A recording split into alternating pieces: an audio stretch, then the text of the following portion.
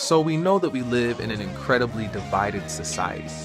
And sometimes when we talk about racial justice, racial tension, racism, we hear people say things like, we all just need to come together and have a serious civil discussion about these sensitive issues. We all just need to come to the table.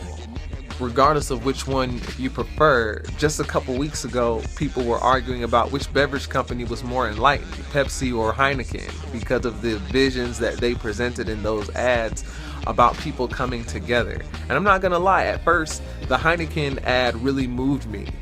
Something about seeing these people come together and not know about their differences and just work on a project together, and then be exposed to how jarringly different their worldviews and lifestyles are, and then have to choose, are they gonna sit down and have a drink and talk it out or not?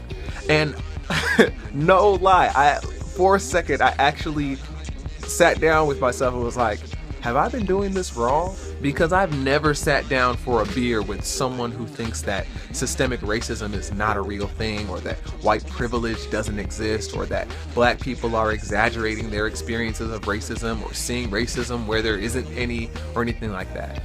In fact, I make it a point not to sit down and have a beer or coffee or meal with people who are going to tell me that my experience is not real. But I found myself watching the Heineken ad almost in tears, going, yeah, that's how you do it? That's what I'm talking about. But then I remembered all the times that I actually have tried to come to the table and talk to white people that I love about racism in America. Especially one instance came to mind. One summer, one of my friends kind of outed themselves as a racist when somehow the topic of American slavery had come up, and he wanted to say, well, I can't categorically say that I think that American slavery was evil because some slaves might have had a positive experience of slavery. Now, the crazy part about this is that this dude was one of my best friends. He was there for some of the most difficult seasons of my life. But here he was defending one of the most evil systems of oppression that has ever existed in human history. It took me about a week to reach out to this dude after that conversation. And when I did, I tried to be very vulnerable and say, hey man, I feel betrayed at the fact that you would say anything to make it seem like the institution of American slavery was somehow ethically or morally nuanced and not just condemnably evil. And interestingly enough, his response was not, oh man, I really put my foot in my mouth, that wasn't what I was trying to say, I said something boneheaded, I'm so sorry, da-da-da. It was, okay, Andre.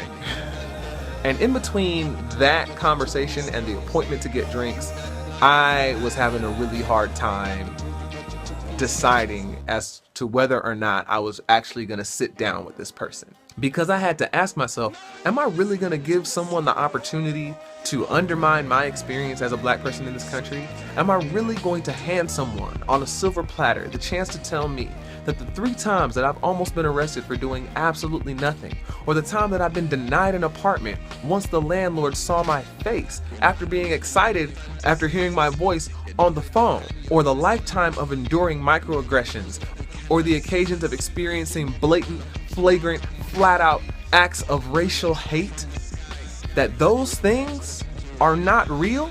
That those things didn't happen? Let me ask this question again by using an analogy. It's the first day of Algebra 1. Teacher gets up and writes an equation on the board. X plus 2 equals 6. She says, okay class, this is the equation that we're gonna solve today. There's a kid in the class that raises his hand and really confidently says, that's a trick question. You can't add letters and numbers. Teacher chuckles too. It is kind of funny. She says, well, I know that this is a new kind of math problem for you, but you're gonna need to get used to this because in algebra, you're gonna be adding and subtracting numbers and letters a whole lot. The kid scoots back from his desk a little bit, gets a really serious look on his face, and asks the teacher, may I have the floor? Now you tell me, does that kid deserve a chance to debate with the teacher about whether or not you can add letters and numbers together? Better yet, Is it fair to the rest of the class to use instruction time to listen to this kid debate with the teacher about whether or not one can add and subtract letters and numbers? The answer to those questions is no. This kid doesn't have a different perspective on algebra. He doesn't know what he's talking about. And there's no discussion to be had unless that discussion is going to be, you don't know what you think you do, and you need to sit down and you need to listen. If the kid doesn't know that you can add and subtract and multiply and divide letters and numbers, then whose grade is that ultimately going to affect? And if the kid thinks that he's just as smart as the teacher and wants to debate and argue and all kinds of stuff, again, whose grade is that going to affect? Whose problem is it ultimately that this kid doesn't know what he doesn't know? My friend and I never sat down for drinks because racism is not just some hot button issue that we can agree to disagree upon. The fact that there is a racialized power structure in America is not up for debate. It's a fact, and it's something that either you know or you don't know. And if you don't know, then you don't get the floor. You don't get an audience. It is a life-threatening social reality that people of color have to deal with every single day. As long as people deny the problem, they help it to thrive. And I can't help facilitate that by validating that in any way they know what they're talking about when they don't.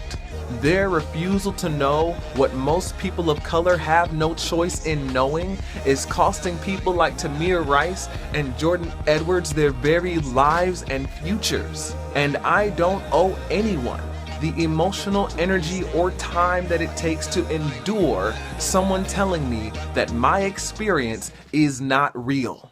I think the point of the Heineken commercial was that if people could first just come together and find common ground, then it might be easier for us to discuss our differences. But there's something we would do well to remember, that most decent people can be cordial as they endure the final moments of some random social experiment. But back in the real world, familiarity, real familiarity, oftentimes breeds contempt.